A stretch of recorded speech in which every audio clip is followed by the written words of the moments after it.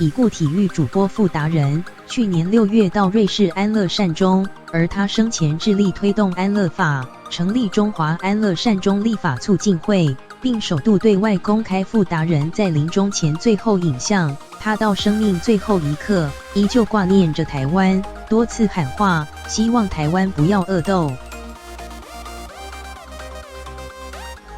已故体育主播傅达人 vs 家属，儿子没事，亲一下阿平家人献上了最后的吻别。前体育主播傅达人去年6月到瑞士安乐善终，吞药画面首度曝光。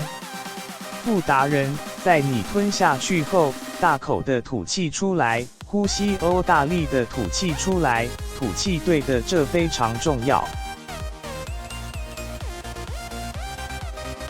在离开人世之前，傅达人依旧挂念着台湾，仍对着镜头大声喊话：傅达人，敬爱的主啊，请你保守台湾，台湾不要这么恶斗，台湾一定要讲究法治、公平、自由，人权太重要了，不要那些不公平，尤其是司法媒体，你们要是不公正，台湾就会亡。上帝保佑台湾，中华民国万岁，台湾万岁，再见。跟台湾告别后，他立刻吞药，家人红着眼眶，虽然不舍，但尊重傅达人的选择。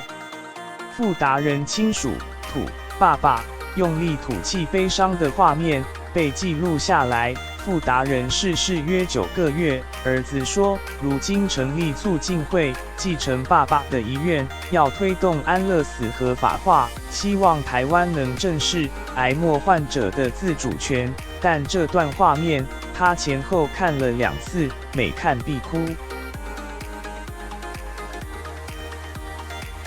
傅达人，感谢台湾的各位同胞，沙优那拉，不永别了，珍重再见。